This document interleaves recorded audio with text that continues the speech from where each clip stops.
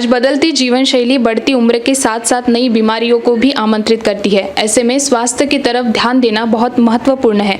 आज के आरोग्य मंत्रा के एपिसोड में हम जिंगाबाई टाकली के Arogyam clinic and piles relief centre में आए हैं, जहां पे डॉक्टर सूर्यकांत द्विवेदी हमें पाइल्स के बारे में जानकारी देंगे। नमस्कार, मेरा नाम डॉक्टर सूर्यकांत द्विवेदी है। मैं MS सर्जरी और PhD अभी मैं कर रहा हूँ और मेरा लेजर में फेलोशिप हुआ है, लेजर सर्जरी में। हमारे जो मेरा हॉस्पिटल है ये Arogyam clinic and piles relief centre Zingabai Takli Nagpur यहाँ पर स्थित है। डॉक्टर, ये पाइल्स क्या है, उसे कैसे समझे कि मरीज को पाइल्स है या कुछ और? पाइल्स का जैसे पेशेंट की कॉमन लैंग्वेज में, पेशेंट की कॉमन भाषा में लेटरिन की जगह में या गुद मार्ग में कोई भी बीमारियां होती हैं तो पेशेंट उसे पाइल्स समझते हैं। अभी गुद मार्ग में होने वाली बीमारियों में piles, fistula, fissure, ulceration, proctitis, pleuritis any, ऐसे बहुत सारी बीमारियां होती हैं जिसे हम अलग अलग लक्षणों के हिसाब से समझ सकते हैं। अभी जिसे पाइल्स बोलते हैं, पाइल्स मतलब हेमोराइड्स जो होता है इसमें इसके भी कई प्रकार होते हैं, जिसमें ब्लीडिंग होती है, नॉन ब्लीडिंग है, सिर्फ मस्से आते हैं बाहर, पेन होता है। तो ये अलग अलग तरीके से उसमें लक्षण दिखते हैं। अभी अगर पेशेंट बहुत बार सिर्फ दर्द के लिए आता है या उसे दर्द के साथ में ब्लीडिंग भी है तो हम बहुत बार समझते हैं कि ऐसा इसमें फिशर का तकलीफ हो सकता है। कुछ पेशेंट्स ऐसे आते हैं जिनमें दर्द बिल्कुल भी नहीं है, अगर उनके लक्षण मिलेंगे तो सिर्फ ऐसा लक्षण आते हैं कि उन्हें ब्लीडिंग हो रही है, रक्त जा रहा है, और उसके बाद में उन्हें कुछ दिनों के बाद में एनीमिया हो गया, खून की कमी हो गई, तब उन्हें देखने में आता है कि डॉक्टर के पास में जाते हैं, डॉक्टर चेक करता है तो बताता है कि आपको पाइल्स की तकलीफ है। बहुत बार ऐसे भी पाइल्स होते हैं जिसमें बाहर कोई कोम नहीं है, सिर्फ ब्लीडिंग हो रही है, उसे इंटरनल हेमोराइड बोलते हैं, जैसे अंदर के पाइल्स हैं। उस कंडीशन में सिर्फ ब्लीडिंग होती है, उसके अलावा कोई भी तकलीफ नहीं होती है दूसरी। इसके बाद में दूसरी एक बीमारी होती है उसी जगह में, जैसे भगंदर बोलते हैं, फिस्टुला में पस निकलता है और वहाँ पे कुछ कड़कनेस आएगा, पस निकलेगा, नाली घाव जैसा बनता है, उसे भगंदर बोलते हैं। तो ऐसे बहुत सारी बीमारियाँ होती हैं उस जगह पे। जो कॉमन लैंग्वेज में कोई भी पेशेंट आता है उसके पहला शब्द होता है कि मुझे पाइल्स की तकलीफ है। उसके बाद में डॉक्टर का काम है उसे चेक करना और चेक करके बताना है कि एग्जैक्टली डायग्नोसिस क्या है उसका। एनोरेक्टल बीमारियों से बचने के लिए क्या करें? एनोरेक्टल में जो भी बीमारियां होती हैं, इसका जो मेन कारण एक तो आपका जो लाइफ स्टाइल, डाइट हैबिट कैसी है वो काफ़ी इम्पोर्टेंट है। लाइफ स्टाइल का मतलब है कि आपका डाइट क्या लेते हैं आप, नॉन वेज कैसा, कितना ज़्यादा है, हाई फाइबर कितना लेते हैं, वाटर इनटेक कितना है, उसके बाद में आपका नींद अच्छे से होती है नहीं होती है, डाइजेशन प्रॉपर है या नहीं है। तो एनोरेक्टल में जितनी भी बीमारियां हैं, अभी जो मैंने आपको बताया पहले, इसमें पाइल्स, फिशर, फिस्टुला, ये मोस्ट प्रोबेबली सभी कॉन्स्टिपेशन से रिलेटेड हैं कहीं ना कहीं। तो उसमें पहला जो एम है कि हमें कॉन्स्टिपेशन ना हो, पेट साफ रहे, उसके लिए हमें हाई फाइबर डाइट लेना है, लाइफ स्टाइल इम्प्रूव करना है, थोड़ा एक्सरसाइज करें, तो इससे आप वाटर इनटेक बढ़ा दें तो आप उससे निजात पा सकते हैं। बदलती जीवन शैली के साथ साथ ये जो बीमारियां है निर्माण हो रही है, ऐसा कहना मतलब ठीक है? हाँ, बिल्कुल ठीक है, क्योंकि अभी जैसे बदलती जीवन शैली मतलब अभी आप जैसा वर्क करते हैं, आपका वर्किंग कैसा है। अगर आपका सिटिंग वर्क है, बहुत सारे लोगों का ऐसा वर्किंग रहता है सिटिंग कि वो 5 घंटे, 6 घंटे, 8 घंटे भी एक ही पोजीशन में बैठे हुए हैं। अभी अगर एक ही पोजीशन में सिंगल सिटिंग है तो उसमें भी बहुत बार ऐसा होता है कि वो एक कारण है इसका पाइल्स होने का, जिसमें आपका ग्रेविटेशनल फोर्स कंटिन्यूअस नीचे रहता है, ब्लड नीचे आता है, प्रेशर रहता है, उसके वजह से भी बहुत बार ये निर्माण होते हैं। दूसरा, जिन लोगों की ऐसी लाइफ स्टाइल है कि लॉन्ग ट्रैवल करते हैं, लॉन्ग ट्रैवलिंग के वजह से भी बहुत बार ऐसा देखने में आता है कि एक थ्रोम्बस पाइल्स होता है, जो कंटिन्यूअस ट्रैवलिंग है, कंटिन्यूअस सिटिंग है, कॉन्स्टिपेशन, रिकरेंट कॉन्स्टिपेशन हो रहा है, उसके वजह से ये और बढ़ता है। तो लाइफ स्टाइल का सीधा संबंध इसलिए है कि आप अगर लाइफ स्टाइल अच्छी नहीं होगी तो आपको कॉन्स्टिपेशन होगा तो उस जगह में या तो आपको कहीं चीरे पड़ सकते हैं, हार्ड स्टूल हुआ है तो चीरे हो जाएंगे, या फिर वहाँ पे जो आपके हेमोरेडल वेन्स है, आर्टरी है, वो थोड़ा सा उसमें बार बार घर्षण होने की वजह से उनके जो साइज है वो बड़ा होता है, उसका अपना जो हेमोरेडल बेड है वो छोड़ने लगते हैं, उसके वजह से ये पाइल्स निर्माण होते हैं। अगर ये बीमारी हो जाए पाइल्स या भगंदर, तो फिर इस पर प्राथमिक उपचार क्या है? इसमें पाइल्स, बगंदर, फिशर, इनमें सभी में प्राथमिक उपचार तो पहला है, आप जो घर में कर सकते हैं। इनिशियली आपको अपना डाइट इम्प्रूव करना है, आपको तली हुई चीज़ें, मिर्च मसाला, नॉन वेज जो ये कम करना पड़ेगा उसमें, और जो फास्ट फूड है वो भी कम करना पड़ेगा आपको। उसके बाद में ऐसी चीज़ें बढ़ानी पड़ेंगी आपके डाइट में जो पेट साफ रखते हो, ऐसी चीज़ें आपको बढ़ानी पड़ेंगी जिसमें फाइबर होगा। अभी फाइबर किन चीज़ों में मिलता है, तो एक तो अभी हरी सब्जियां हैं, उसमें फाइबर की अच्छी मात्रा मिलेगी। दूसरा जो फ्रूट्स हैं, फ्रूट्स में फाइबर की अच्छी मात्रा मिलती है। बहुत बार अगर ये आपके पास उपलब्ध नहीं है या फिर ऐसी कोई परेशानी है तो रेडीमेड फाइबर आते हैं। रेडीमेड फाइबर में ये सब गोला लैक्टिटॉल फाइबर वगैरह आते हैं, ये सब आप उसमें यूज कर सकते हैं। तो इससे आपको पेट साफ रखने में आसानी होगी। और ऐसी कुछ जो डाइट है, जैसे अभी सॉफ्ट डाइट जो लेते हैं, खिचड़ी है, दलिया है, इस तरह में इसमें ये डाइजेशन को अच्छा रखते हैं। और अगर प्राथमिक उपचार से भी इलाज ना हो तो आगे की क्या स्टेज होगी? अभी बहुत बार प्राथमिक उपचार का भी एक लिमिटेशन होती है, यानी कहाँ तक प्राथमिक उपचार काम करेगा और इस कहाँ से नहीं करेगा। तो अगर कोई भी डिजीज़ है, अगर वो सर्जिकल स्टेज में आ गई है जिसमें दवाइयों का कोई रोल नहीं है, दवाइयाँ काम नहीं कर पाती हैं, ऐसे कंडीशन में आपको ऑपरेशन की तरफ जाना है, सर्जिकल डिपार्टमेंट की तरफ जाना पड़ेगा, सर्जरी करनी पड़ेगी। अभी सर्जरी के प्रकार बहुत सारे हैं, कैसे करना है, क्या करना है, वो उसमें आप अभी एक जैसा नॉन सर्जिकल बोलेंगे, हमें बहुत सारे पेशेंट बोलते हैं कि हमें चीरफाड़ नहीं करनी है, टाके बिना टाके का करना है, तो उसमें आपका ऑप्शन लेजर के माध्यम से कर सकते हैं, लेजर मशीन के द्वारा कर सकते हैं। दूसरा आप क्षार सूत्र कर सकते हैं, जो एक आयुर्वेद की बहुत अच्छी पद्धति है और जिसके रिजल्ट्स काफ़ी अच्छे हैं। और इसके अलावा क्षार कर्म करके एक ट्रीटमेंट है, जो मेडिसिन से, जिस मेडिसिन से हम क्षार सूत्र बनाते हैं उस सिंपल उस मेडिसिन से भी ट्रीटमेंट करते हैं। और इसके अलावा जैसे इनिशियल स्टेज है, first degree, second degree hemorrhoids है, आप उसमें स्क्लेरोथेरेपी का भी यूज़ कर सकते हैं, जिससे वो कॉमन लैंग्वेज में बोलते हैं कि इंजेक्शन से ट्रीटमेंट कर रहे हैं। तो एग्जैक्टली स्टेज क्या है और उस किस समय क्या ज़रूरत है। अभी बहुत बार ऐसी भी स्टेज होती है कि पेशेंट बोलता है मुझे लेजर ही करना है, लेकिन उस समय लेजर का कोई रोल नहीं है, जहाँ पर वहाँ पे आपको ऑपरेशन करना पड़ता है पूरी तरह से। तो ये सब कुछ डिपेंड करता है कि आपकी डिजीज़ कैसी है, क्या है, और उसमें किस पद्धति से करेंगे तो हमें ज़्यादा रिजल्ट्स मिल सकता है। तो ये तो हम पेशेंट को देखने के बाद एग्जैक्ट बता सकते हैं कि उसे क्या प्रॉब्लम है और उसे किस ट्रीटमेंट में जाना चाहिए। क्या आपके पास गायनेकोलॉजी में लेजर का इस्तेमाल है? जी, गायनेकोलॉजी में यानी कॉस्मेटिक गायनेकोलॉजी, ये हमारे यहाँ पे भी ट्रीटमेंट होता है। कॉस्मेटिक गायनेकोलॉजी मतलब जो फीमेल से संबंधित बीमारियाँ होती हैं, जैसे अभी उसमें वजाइनल टाइटनिंग का एक ट्रीटमेंट होता है, वजाइनल लूजनेस हुआ है, या फिर white discharge, recurrent white discharge होता है। उसके बाद में जो वजाइनल ईचिंग होती है, तो इसमें हम लोग लेजर से उसका ट्रीटमेंट करते हैं। उसके लेजर की सिटिंग्स होती हैं, 2-3 सिटिंग्स, या डिपेंड ऑन द पेशेंट, 2 से लेके 5 सिटिंग तक होती है वो। और वो टोटली मतलब एस्थेटिक है, उसमें कुछ भी आपको एडमिट नहीं होना पड़ता है, उसमें कोई ऐसा एनेस्थीसिया नहीं होता है। लोकल यानी जैसा ऑफिस प्रोसीजर है, with in half an hour आपको एक आधे घंटे में आपको हॉस्पिटल से डिस्चार्ज भी हो जाता है। हार्डली आधे घंटे के लिए आना पड़ता है हॉस्पिटल में, उसमें पूरा आपका जो प्रोसेस है वो हो जाता है, उसमें आपको भर्ती होने की ज़रूरत नहीं रहती है। तो वो एक अच्छा ट्रीटमेंट है जिसमें हम सर्जिकली कुछ भी नहीं करना होता है, सिर्फ लेजर के द्वारा उसके प्रोब से हम लोग ट्रीट करते हैं।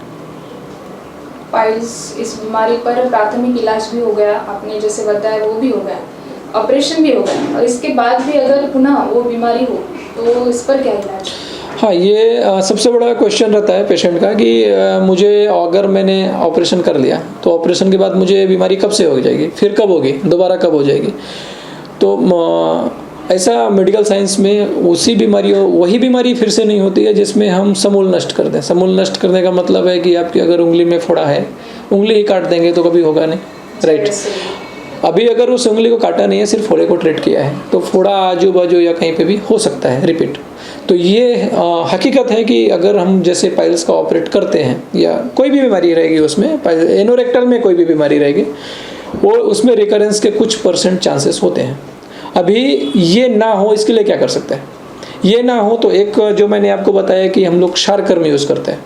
क्षारकर्म हर ट्रीटमेंट के बाद आप इसका यूज कर सकते हैं। मतलब आप सर्जरी भी कर रहे हैं तो क्षारकर्म साथ में यूज कर सकते हैं, लेजर कर रहे हैं तो क्षारकर्म कर सकते हैं, या फिर आफ्टर दैट आप कुछ उसके मिनिमम क्वांटिटी में क्षार यूज कर सकते हैं विद ऑयल, बस्ती वगैरह। तो उससे रिकरेंस के रेट बहुत कम हो जाते हैं। ये सब करने के बाद में भी आपको कभी भी ऐसा फील होता है कि मुझे तकलीफ हो रही है आफ्टर सर्जरी, या फिर दवाइयों का भी ट्रीटमेंट लिया है और बीच में हो रहा है, तो इमीडिएट आप डॉक्टर को बताइए। मतलब कैसा है, बहुत बार ऐसा होता है कि आपको हार्ड स्टूल होगा, उसके वजह से भी उस जगह में आपको चीरे पड़ जाते हैं। अभी अगर उस चीरे को आपने ट्रीट कर लिया, दवाइयाँ ले ली, तो आराम से वो 2 दिन 4 दिनों में ठीक हो जाता है।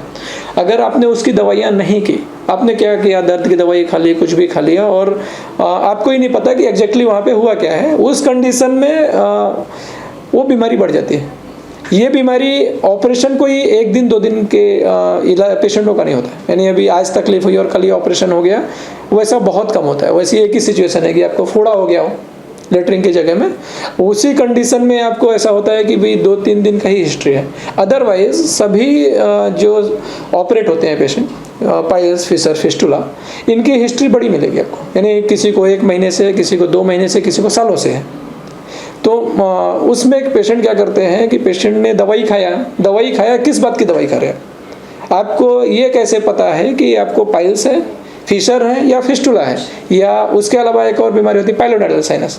आपको क्या है ये आपको कैसे पता? आप दुकान में जाएंगे, आप बोलेंगे मुझे पाइल्स की दवाई होना।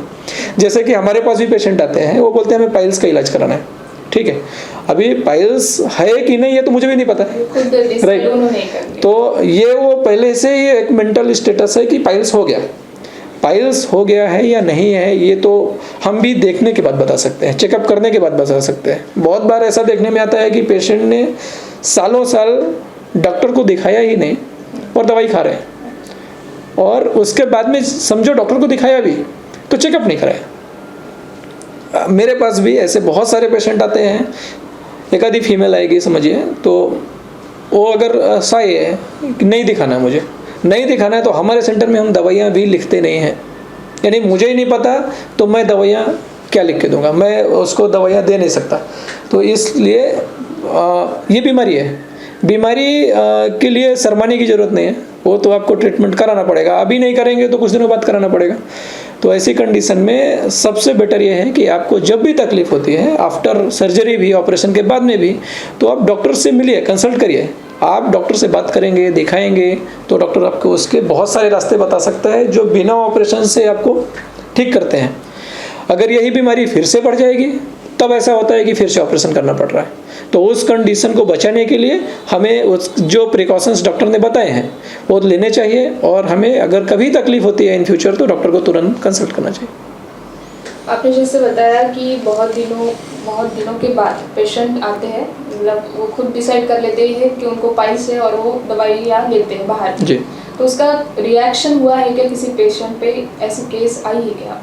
जी बिल्कुल, ऐसा बहुत बार होता है। अभी हम लोग जब पेशेंट चेक करते हैं तो एक जैसे फिस्टुला की अगर बात करेंगे तो बहुत छोटे फिस्टुला होते हैं, जैसे सबक्यूट फिस्टुला बोलते हैं। ऐसे फिस्टुला में ट्रीटमेंट 4 या 5 दिनों के अंदर हो जाता है, ठीक है। नॉन सर्जिकल भी हो जाता है, उसमें सिर्फ क्षारसूत्र डाल दिया तो भी ठीक हो जाते हैं। बट होता क्या है कि वो ऐसी बीमारी है कि जिसमें अगर बहुत बार हमने एंटीबायोटिक्स दे दिया, पेन किलर दे दिया, सबसाइड हो जाता है, कम हो जाता है। उसमें पेशेंट को महीनों दर्द नहीं होता है। फिस्टुला एक ऐसी चीज़ है जिसमें ट्रैक होते हैं इंटरनल, जिसको हम नाली घाव बोलते हैं या पाइप बन गया है ऐसा पेशेंट बोलते हैं। तो ये जो ट्रैक होते हैं, ये ट्रैक बढ़ते रहते हैं। यानी उसमें जब भी पहले कुछ दिनों तक पस जमा होता है, पस जमा होने के बाद पेन होगा। जब पेन होता है तब पेशेंट बोलता है मुझे दवाइयाँ चाहिए, पेन किलर ले लिया, दवाइयाँ हो गई, पेन कम हो गया, उसके बाद वो उसकी तरफ ध्यान नहीं देते हैं, वो ट्रैक फिर इंटरनली बढ़ जाते हैं। तो बहुत बार ऐसे पेशेंट आए हैं कि जिसको हमने ट्रीट किया है और वो डायरेक्ट हमारे पास आ रहे हैं फिर से 2-3 साल के बाद में, और वो ट्रैक या तो बाइफरकेट हो गए हैं, ट्रैक एक से डबल हो गए हैं, दूसरे तरफ चले गए हैं, या फिर उसमें बड़ा एब्सेस हो गया है, बड़ी कैविटी बन गई है जिसमें पस का कलेक्शन हो गया है, और जो तकलीफ 5 दिन में ठीक होने वाली है वो तकलीफ उनको महीनों महीनों लग के भी ठीक होती है। तो अभी कैसा हमारे सेंटर में हम सिंपल फिस्टुला, कॉम्प्लेक्स फिस्टुला ये करते तो सभी हैं, लेकिन हमें भी पेशेंट को बोलने के लिए अच्छा होता है कि आप जितना जल्दी उसमें कर लेंगे उतना तकलीफ आपको कम होगी। डॉक्टर का काम क्या है, डॉक्टर तो ट्रीट करेगा, किसी भी कंडीशन में आएंगे तो हमारा काम है उसको ट्रीट करना, बट कितने कम तकलीफ में वो ठीक होता है ये अच्छा है। तो उसे जितना जल्दी डिसीजन लेंगे पेशेंट उनके लिए बेटर होता है।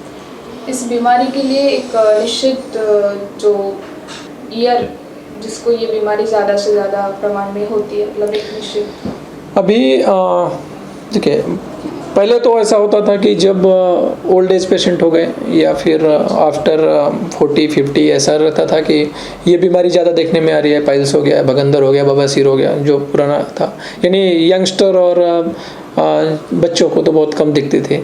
अभी ऐसा कुछ नहीं, अभी तो बच्चे भी आते हैं, बच्चे मतलब हमारे पास में 1 साल से लेके तो फिर जितना है ओल्ड एज सभी आते हैं। तो बच्चों में मेन कारण क्या होता है, जैसे बच्चों में पाइल्स कहाँ से आ गया, तो बच्चों में जनरली हेमोरॉइड्स बहुत कम देखने को मिलेंगे। बच्चों में क्या मिलेगा, तो कॉन्स्टिपेशन होता है, हार्ड स्टूल हो जाता है। बच्चे कैसा है, वाटर इनटेक नहीं रहेगा। अभी आजकल मदर फादर जो है बहुत ज़्यादा अगर बच्चों में ध्यान नहीं दे रहे हैं, बिजी है, तो उनको फ्रूट्स रेगुलर नहीं रहेंगे, फाइबर तो बच्चे से लेंगे नहीं ना, तो उनको उनके तरफ ये ध्यान देना होता है कि हम उनको हाइड्रेट रखें। अभी जैसे पुराने जो लोग होते थे वो एरंड तेल का यूज़ करते थे कभी कभार, या बच्चों में भी डालते थे। उसका कारण एक ही होता था कि हम उस जगह में चिकनापन रखें या स्निग्धता रखें, जिसको हम अभी आयुर्वेद में एक ट्रीटमेंट होता है जो तेल बस्ती, मात्रा बस्ती बोलते हैं उसको। तो उसमें इसीलिए दिया जाता है कि बच्चों में रूखा पन्ना है, सूखा पन्ना है, जिससे स्टूल हार्ड होता है, उस चीज़ को बचाना है। तो ये हमें ये ध्यान देना है कि हमारा जो बच्चा है वो फ्रूट्स भी खाता है क्या, सलाद भी खाता है क्या, हरी सब्जियां खा रहा है क्या। अभी समझिए 1 साल के बच्चे को तो हम नहीं बोल सकते, लेकिन जो 5 साल हो गया, 6 साल हो गया है, ऐसे बच्चों में हमें ये ध्यान देना पड़ता है कि हमें उसको हाइड्रेट रखना है, सलाद खिलाना है, फल खिलाना है, हरी सब्जियां खिलाना है। ये और दूसरा भी जो सबसे बड़ा कारण है कि फिजिकल एक्टिविटी बच्चों की बहुत कम हो गई आफ्टर कोविड। तो बहुत ही, यानी बीच में ऐसे पेशेंट्स आ रहे थे, बच्चे आ रहे थे कि जो घर में ही बैठे हैं, जाना भी नहीं चाहते बाहर, और उनको ज़्यादा प्रॉब्लम आ रही है। तो हाँ बिल्कुल, अभी वो मोबाइल में बैठे हैं तो घंटों घंटों बैठे हैं, टीवी देख रहे हैं तो घंटों देख रहे हैं। तो बच्चों को फिजिकली एक्टिव करना ज़रूरी है, जितना फिजिकली एक्टिव होंगे उतना उन्हें ये प्रॉब्लम कम होती है। और जैसे यंगस्टर जो है, यंगस्टर का भी जो डाइट है सबसे मतलब चेंज उनमें ही रहता है। यानी कोई कैसा है, उनको जॉब प्रोफाइल किसी का कुछ चेंज है, कोई ऐसे जॉब में है जो सुबह से गया तो रात में आता है, कोई नाइट शिफ्ट कर रहा है, तो इसमें फूड हैबिट काफ़ी चेंज होती है। तो हमें ये ध्यान देना चाहिए कि हम कैसा भी फूड खा रहे हैं उसमें कोशिश ये करें कि हम फाइबर का इंटेक बढ़ा दें, सलाद की मात्रा बढ़ाएं, प्रीबायोटिक्स लें। प्रीबायोटिक्स मतलब दही हो गया, छाछ हो गया, जो इजीली अवेलेबल है उन चीज़ों को लेना चाहिए। इससे हम ये तकलीफ़ें कम कर सकते हैं। अगर प्रेगनेंसी में पाइल्स जैसी बीमारी होती है तो इसका इलाज क्या है? प्रेगनेंसी में भी जो पाइल्स की तकलीफ़ होती है, या इसमें भी ऐसे बहुत सारे पेशेंट्स आते हैं जिन्हें पहले तकलीफ़ कभी थी ही नहीं और ड्यूरिंग प्रेगनेंसी उन्हें कुछ कुछ तकलीफ़ शुरू हो जाती है। तो ये जो प्रेगनेंसी में तकलीफ़ होती है ये बहुत बार कॉन्स्टिपेशन एक उसमें कारण होता है, और दूसरा जैसे गर्भाशय बच्चा है उसका साइज़ धीरे धीरे बढ़ता है। तो ये यूटरस, गर्भाशय और जो आपका रेक्टम का रीजन है, एनल कैनाल रेक्टम, ये जैसे इसका वूम का साइज बढ़ेगा उसमें भी प्रेशर आता है, क्योंकि ये आगे पीछे होते हैं जनरली। तो इसमें और दूसरा जो डाइट रहता है इसमें बहुत, अभी जो डॉक्टर्स भी देते हैं, कैल्शियम का इंटेक ज़्यादा हो जाता है, और उसके वजह से भी बहुत बार पेशेंटों को कॉन्स्टिपेशन का तकलीफ बढ़ जाता है। ऐसे कंडीशन में हम लोग जो ट्रीटमेंट करते हैं, एक तो कोशिश ये होती है कि ड्यूरिंग प्रेगनेंसी हम सर्जरी की तरफ ना जाएं या हमें ऑपरेशन लेजर ये सब ना करना पड़े।